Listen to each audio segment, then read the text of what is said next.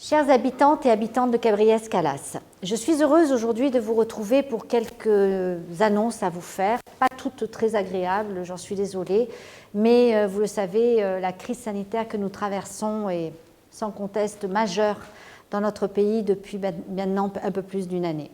Donc les points positifs, c'est que je viens de sortir aujourd'hui, là, à l'instant, d'une réunion avec le collectif Cabriès en transition, qui donc, nous a rendu le résultat du fameux sondage qui était sur notre application Cabriès.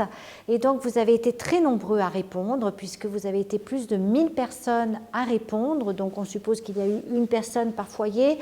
Nous sommes environ 4000 foyers ici à Cabriès-Calas. Donc, ça a été un beau succès. Vos réponses ont été très intéressantes et ce qui nous a permis d'adapter à la fois notre programme d'investissement dans les différents quartiers. Mais vous aurez tout ça à la fois sur notre site, mais aussi sur l'application et sur le Facebook. Donc bientôt, vous pourrez regarder tous ces résultats avec attention. Mais sachez tout d'abord que nous sommes déjà en train d'étudier les fameux racks à vélo, les emplacements, et là on travaille aussi avec vous pour déterminer le meilleur emplacement. Alors, sur la question de la sécurité sanitaire, vous savez que c'est mon rôle de me préoccuper de la santé de nos habitants, donc de votre santé. Je vous demanderai d'être très attentifs. Vous le savez, le masque est obligatoire sur la voie publique. Vous ne pouvez pas rentrer dans un commerce sans masque et je vous demanderai vraiment de respecter cette obligation. Je sais que c'est contraignant, mais je compte sur vous. C'est pour la santé de nous tous et je veux que notre commune soit préservée du mieux possible. Donc, s'il vous plaît, dès que vous sortez de votre voiture, dès que vous sortez de chez vous, munissez-vous du masque et portez-le. Je compte sur la solidarité, sur le respect. Enfin, je compte sur vous pour que nous soyons tous en bonne santé dans notre commune. Ensuite, vous avez été informés donc, des nouvelles dispositions relatives aux écoles.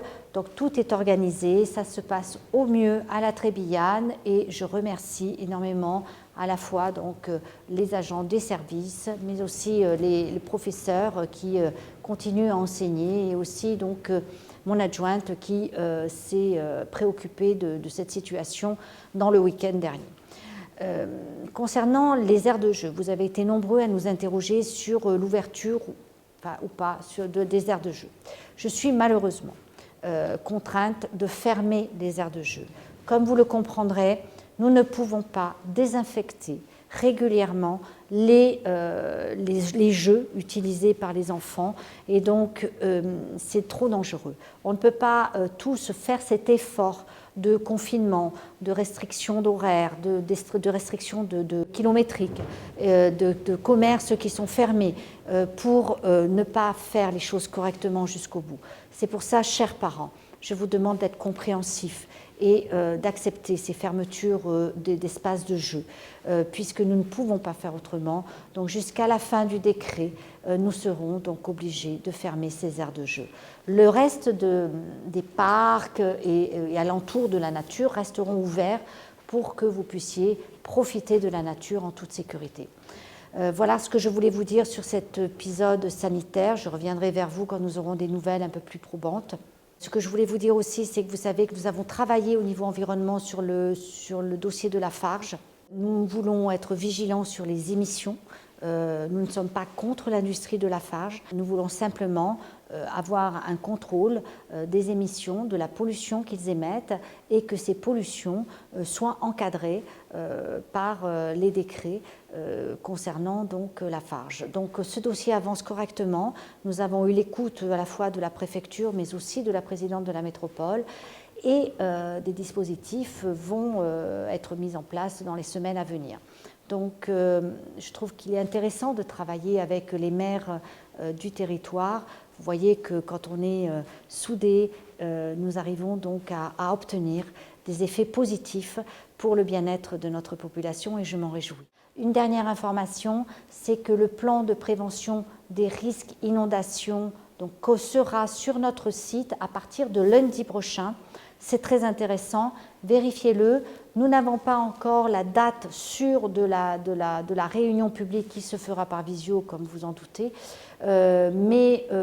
Donc c'est quelque chose à noter dans vos agendas pour la semaine prochaine.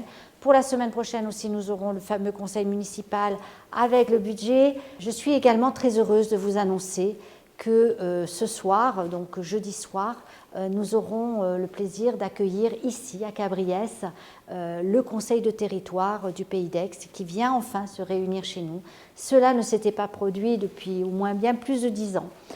Sur notre commune. Donc ça veut dire que Cabriès commence à exister au niveau de nos institutions et permettez-moi d'en être très fière parce qu'on y travaille tous les jours avec notre équipe pour enfin redonner les lettres de noblesse à notre belle commune.